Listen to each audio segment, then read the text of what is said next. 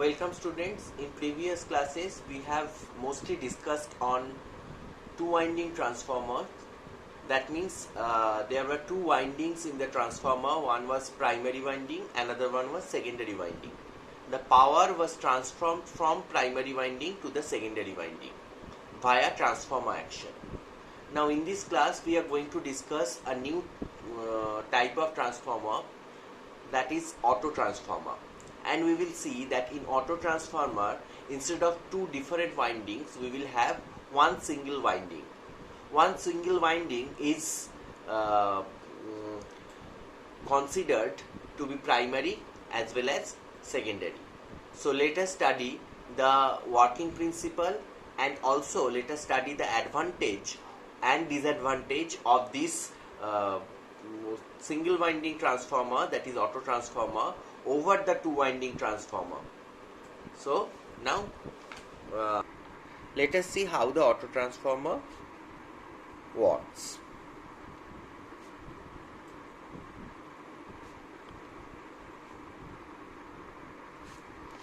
Now let me first draw the circuit diagram of auto transformer. So here you can see there is a single coil. This coil is wound over a core, and there is a single coil. Here we are supplying the coil with the voltage, say V1. There is a switch and there is a load, and if we switch on this, then there will be a current flowing in this coil, and there will be a voltage available which is V2 here. So this is the input voltage and this is the output voltage. So current I1 is flowing here and a current I2 is flowing in this circuit if this switch is closed. Now this voltage and this voltage, this is V1 and this is V2, this V1 will be higher than V2. Okay, if the total number of coils here is N1 and the total number of coils from here to here is N2. Let me name this point is A, this is B and this is C. So the number of coils from A to C is N1 and number of coils turns of the coil B to C is N2. So number of turns of the coil AC is N1 and number of turns of the coil B to C is N2. N2 is a fraction of N1, so N2 must be less than N1 in this case. Okay, so this circuit is very much similar to the potential divider circuit.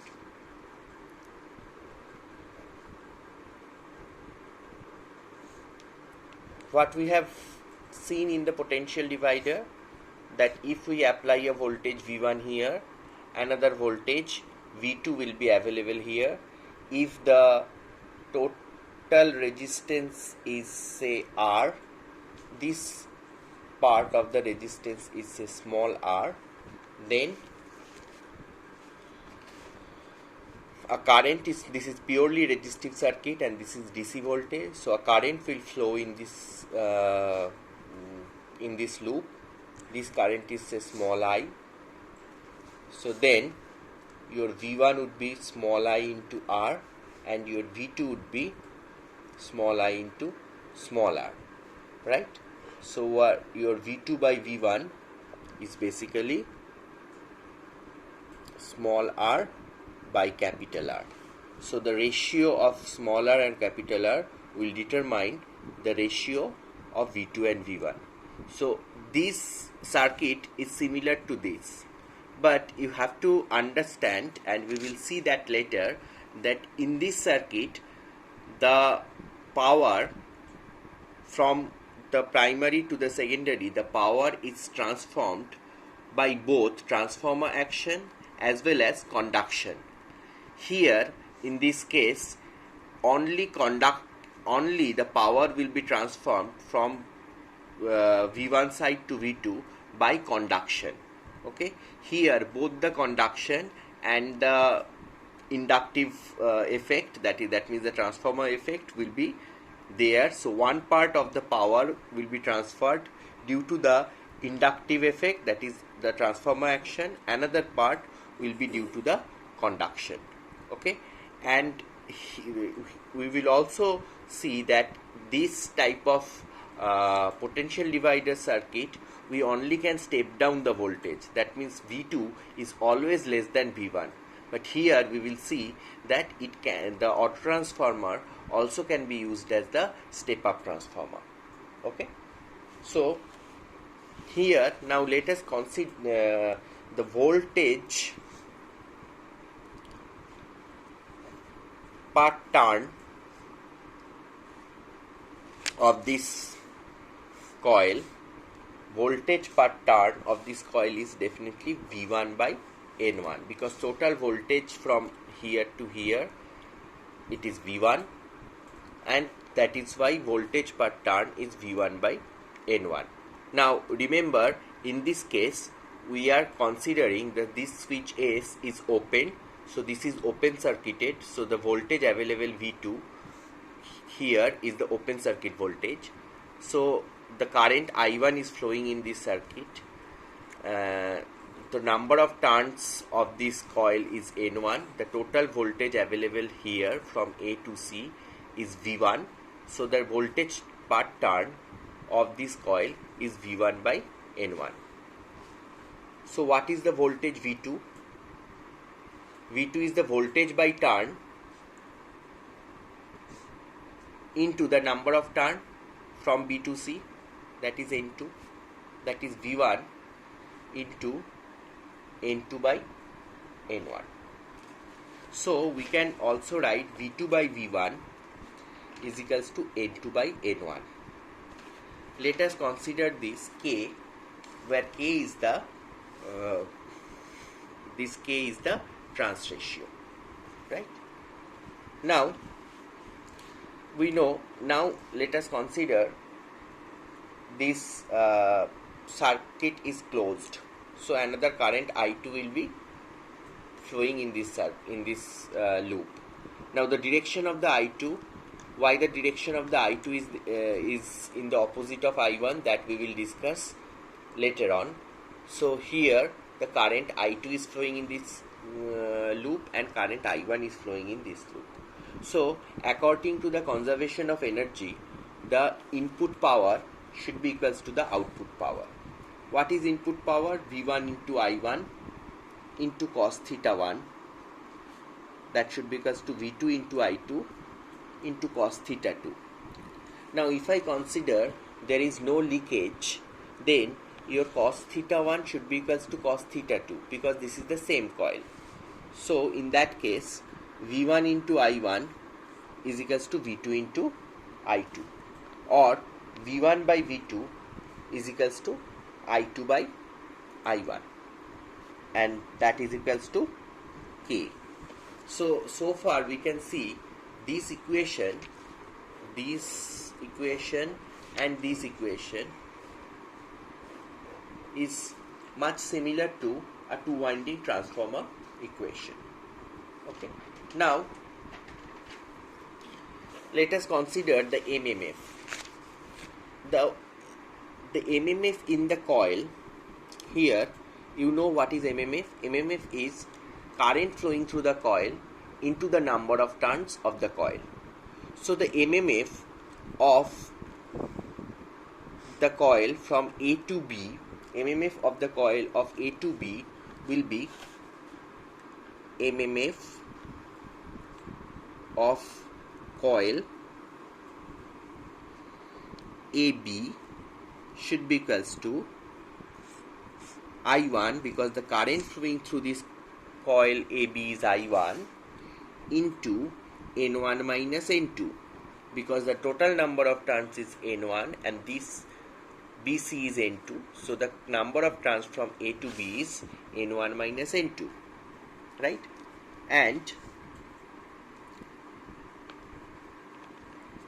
MMF of, now what would be the MMF of the coil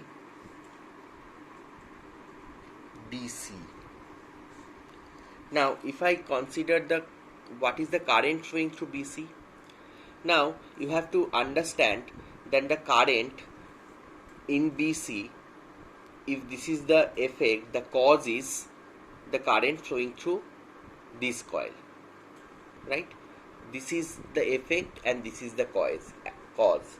According to the Lenz's law, this I2 will always flow to oppose its cause. Its cause is I1. So I2 will always flow in the opposite direction of I1, right?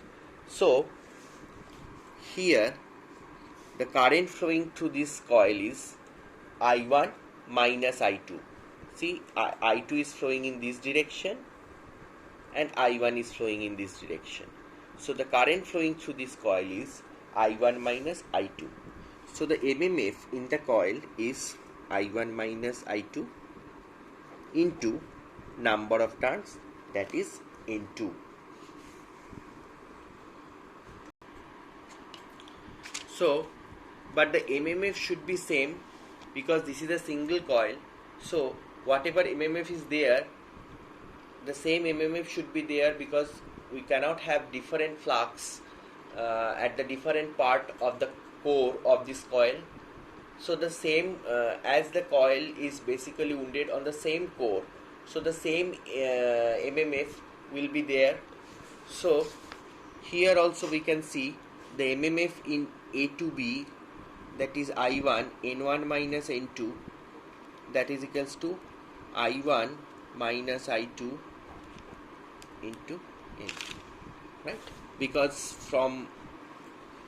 we know this is I1 into N1 minus I1 into N2. This is I1 into N2 minus I2 into N1. Now you know I2 into N1 in the I2 into N1 is basically I1 into N1. So modulus of these two MMF is same, but the direction of these two MMF will be opposite, right? Now, as I have told you that one part of the MMF, one part of the power will be transformed due to the transformer action, and another part will be transformed from the primary to the secondary due to the conduction action. So first let us try to see what is the transformer power.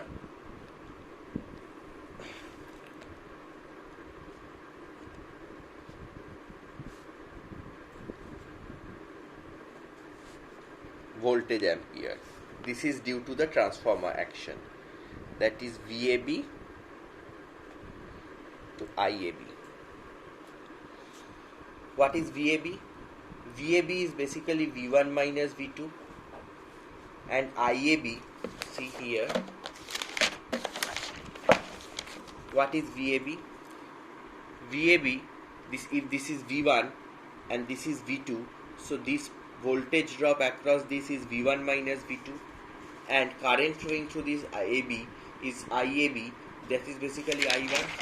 So VAB into IAB is V1 minus V2 into I1. So transform the power transferred due to the transformer action,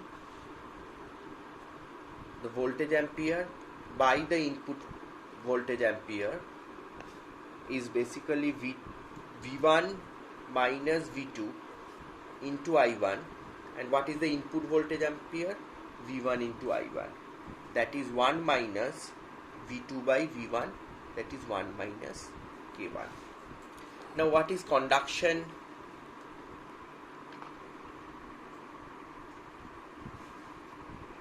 VA, that means the voltage ampere which is transformed by conduction, that is total input, minus this transformer VA. So this is 1 minus V2 minus V1 is equals to K. So total input is V1 into I1 minus what is transformer, that is V1 minus V2 into I1, that is V2 into I1. So conduction voltage ampere by input voltage ampere is basically V2 into I1 by V1 into I1, that is K, right? So this is basically the basic principle of operation of auto transformer. Now, what is the advantage of using auto transformer over two winding transformer? Let us try to understand this. So, the major cost of a transformer is due to its cost of the conductor. If the weight of the conductor of a transformer is greater, that means the cost, manufacturing cost and running cost of that transformer is higher. So we always try to minimize the weight of conductor or weight of copper required to manufacture or design the transformer. So what is the weight of the conductor? Weight of the conductor of a transformer, weight of conductor, if weight of conductor is say capital W C, say weight of the conductor. So weight of the conductor is basically proportional to the number of turns of the coil, because if more number of turns, that means more amount of copper is required. And also this weight of conductor is depends upon the current, because if the current rating is higher, that means to reduce the resistance in order to keep the I square R or the heating within the limit,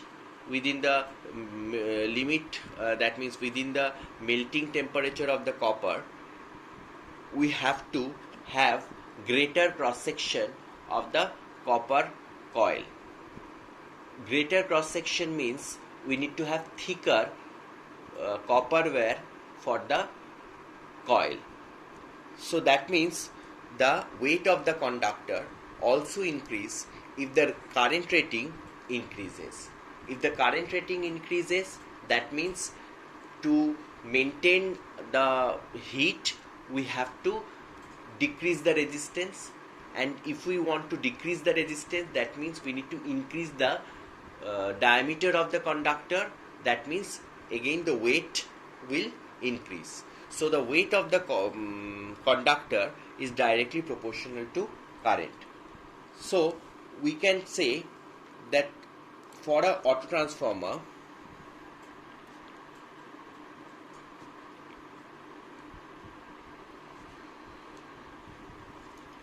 weight of the conductor for AB, again I am referring back to this picture, weight of the conductor for this AB.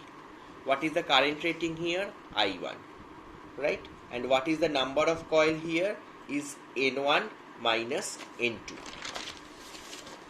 So that is proportional to N1 minus N2, N1 minus N2, and also proportional to I1. So the weight of the conductor for AB is proportional to N1 minus N2 into I1. Similarly, the weight of the conductor for this BC part there the number of conductor is N2 and the current flowing through this is basically I2 minus, sorry, I1 minus, let me check. Yeah, this is I2 minus I1. I2 minus I1, right? So here that should be proportional to N1 minus N2 into I1. So total for total coil, that is total coil is AC, right? Weight of the conductor for AC, that is the total coil, plus into I2 minus I1. That means N1 into I1 minus N2 into I1 plus N2 into I2 minus N2 into I1. That is N1 into I1 minus N2 into I1. Now you know N2 into I2 is basically N1 into I1 minus N2 into I1. That is proportional to 2 into N1 minus N2 into I1. Now if we want to design a two-winding transformer with the same rating, then weight of the conductor for two-winding transformer,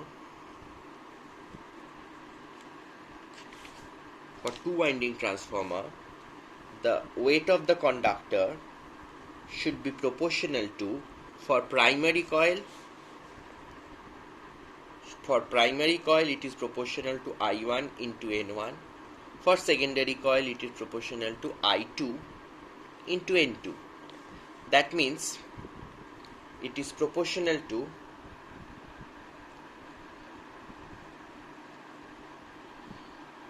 WC, weight of the conductor, is proportional to 2 into I1 into N1, because you know I2 into N1 is equals to I1 into N1.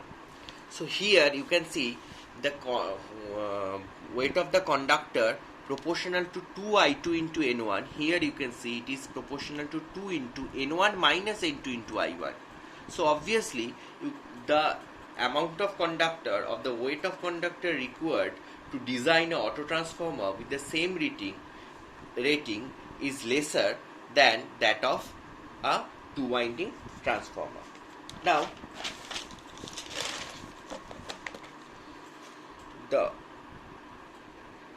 weight of the conductor in an auto transformer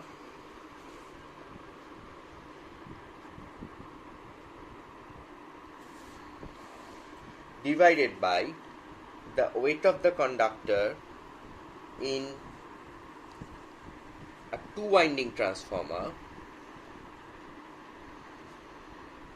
is 2 into N1 minus N2 into I1 by 2 into N1 into I1. That is equals to 1 minus N2 by N1, right? So that is equals to 1 minus K, or WC for auto transformer is equals to 1 minus K times of WC for two-winding transformer, or WC for auto transformer minus WC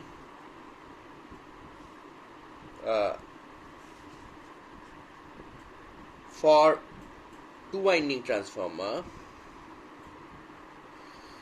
is basically minus K into WC for two winding transformer, or WC for two winding transformer minus WC for auto transformer is K into WC for two winding transformer. Now what is WC, that is weight of conductor for two winding transformer minus weight of conductor of auto transformer? It is the save in conductor, right? Save in WC. This amount of conductor we can save, that is K into WC for two winding transformer. Why I have written this? Because you can see here that save in the amount of conductor that we can save is basically proportional to this K.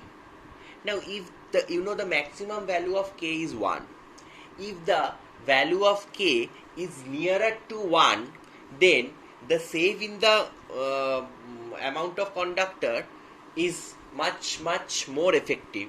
That is, if suppose the K is say 0.9, then we can almost save 90% of the conductor that can be used, that should be used for the two winding transformer by using an auto transformer. But if K is say 0.1, then only 10% conductor can be saved.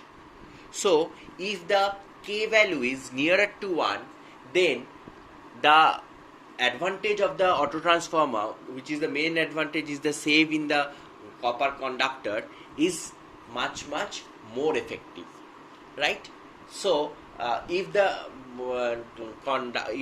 amount of the conductor is less, then the other losses, that is the core loss and the copper loss, is also less. Because if less amount of copper means less amount of heat, means less amount of copper loss.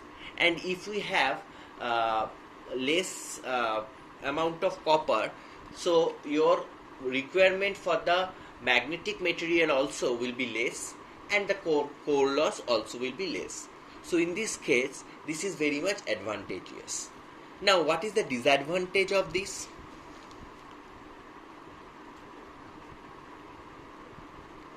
Disadvantage is, if we apply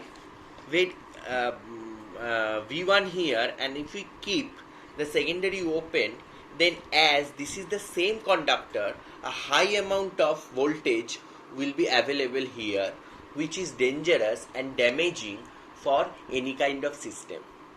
So we generally prefer to use auto transformer if the trans ratio or K is almost nearer to 1. Otherwise we generally do not want to use the auto transformer. Here I just want to make a change.